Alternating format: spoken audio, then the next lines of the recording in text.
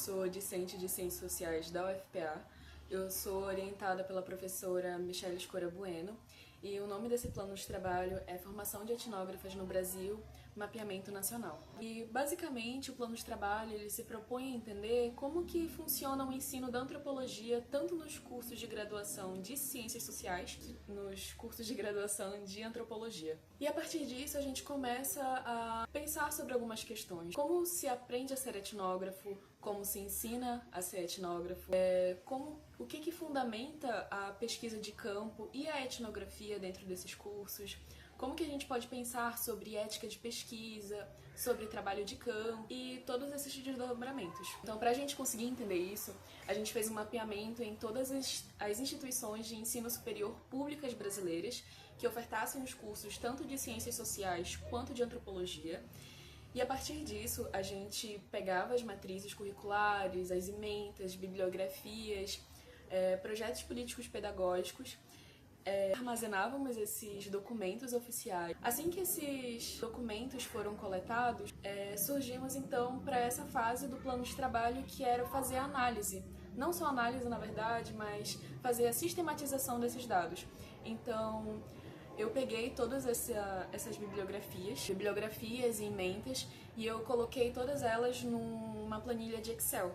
Nessa planilha de Excel, pelo menos para o curso de Ciências Sociais, eu fiz uma separação regional, para ficar mais fácil de visualizar e até por uma questão de comparação mesmo, né? A análise ela funcionou de maneiras diferentes de acordo com a região. Agora, para o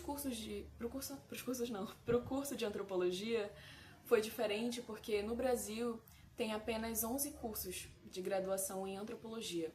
Então, eu não precisei fazer uma separação regional, ela foi em uma planilha só. Quando todos esses dados eles já estavam sistematizados em planilhas, tinha como ter uma visão mais ampla sobre as ementas e bibliografias de cada universidade que ofertasse ambos os cursos ou apenas um deles. Também é importante falar que nessa parte metodológica da pesquisa tiveram que ser feitas muitas escolhas por mim. Como eu estava coletando esses documentos, como eu estava sistematizando essas planilhas, né, com todas essas informações de ementas e bibliografias, muitas das vezes fiquei com dúvidas se algumas disciplinas elas eram metodológicas no sentido de que a gente tinha feito um filtro, tínhamos decidido um filtro, no qual essas disciplinas metodológicas seriam metodologias que falassem sobre pesquisa qualitativa, trabalho de campo e estivesse relacionada de alguma forma com a antropologia. Então, por exemplo, existiam disciplinas que elas eram muito mais amplas, né, em relação à metodologia, elas falavam sobre pesquisa qualitativa no geral, enquanto tinham outras que elas eram muito mais específicas da antropologia, como leitura etnográfica, etnografia, trabalho de campo. Algumas universidades, elas ofertam essas disciplinas que são mais específicas para a área da antropologia, né? Então, muitas das vezes, quando eu ficava na dúvida se aquela disciplina ela era metodológica ou se ela era minimamente antropológica, eu precisei fazer um documento à parte onde eu colocava todas essas disciplinas e aí elas ficaram lá até a próxima fase da pesquisa, que é quando a gente vai conseguir olhar elas e ver se elas realmente entram nessas planilhas ou não. E aí, a maneira que eu escolhi foi a que tivesse mais óbvia de parecer antropológica, de ser uma disciplina de metodologia antropológica, de pesquisa de campo e afins. E foi muito interessante observar que os cursos eles têm uma trajetória política, social e histórica, né? Então, a maneira que eles vão se constituindo é de acordo com essa temporalidade. O que faz a gente pensar sobre a questão da antropologia clássica. Esse plano de trabalho, ele se trata principalmente sobre uma questão metodológica para entender como que esses graduandos, eles estão se formando enquanto etnógrafos, em como que eles estão se formando para esse trabalho de campo, mas como a gente está falando sobre a antropologia em si, tanto dentro de disciplinas metodológicas quanto disciplinas de antropologia por si mesmas, é interessante a gente analisar essas bibliografias e ementas. Então, por exemplo, é natural que as primeiras disciplinas de antropologia elas tratem sobre autores clássicos, né, da antropologia clássica, e a gente pensa sobre o Malinowski e afins. Só que a gente não pode fazer um debate anacrônico sobre isso, né? Entender sobre toda uma questão de raça e gênero e afins, mas a gente tem que pensar sobre essa perspectiva. O problema surge quando a antropologia ela começa a ter uma presença maçante de mulheres e de pessoas negras principalmente.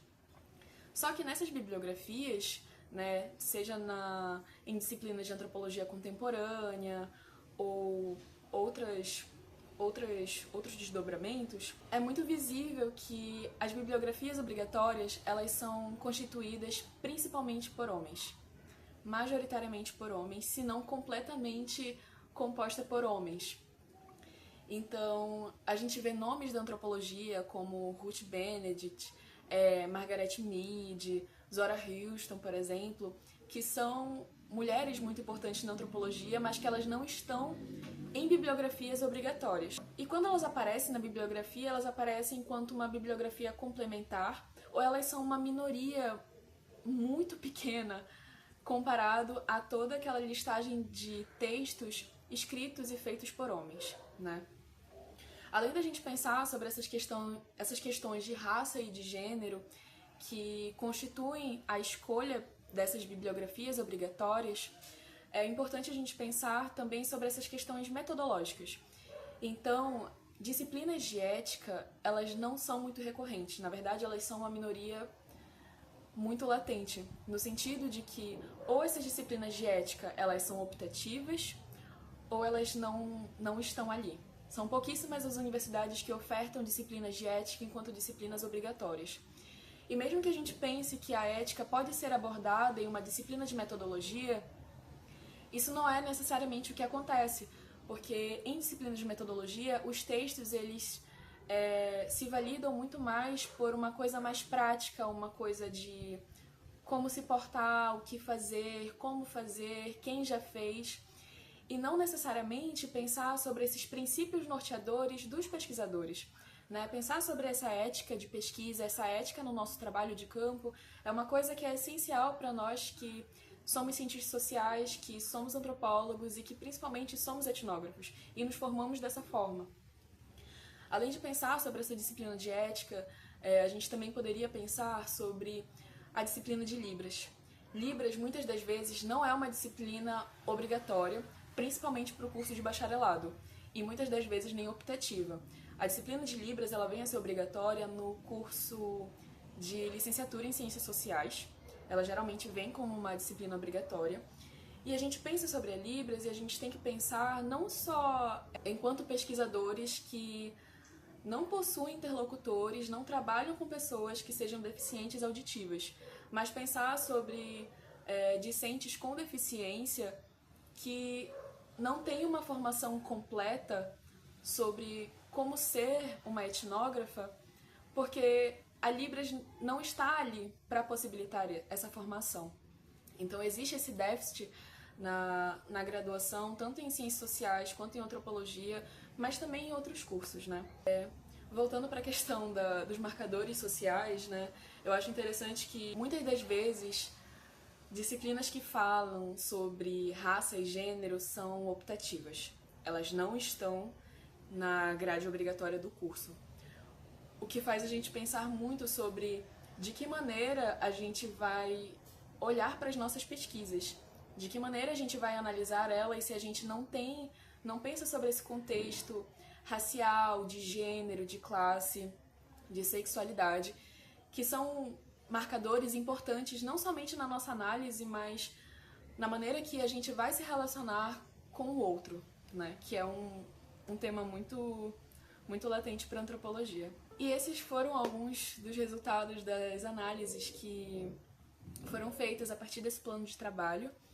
Existem muito mais coisas a serem analisadas e que vão ser analisadas na nossa próxima etapa do próximo plano de trabalho. Eu agradeço a minha orientadora, Michelle Escura, por ter me ajudado e participado durante todo esse processo, e agradeço à Universidade Federal do Pará por ter possibilitado essa pesquisa ser real. Obrigada.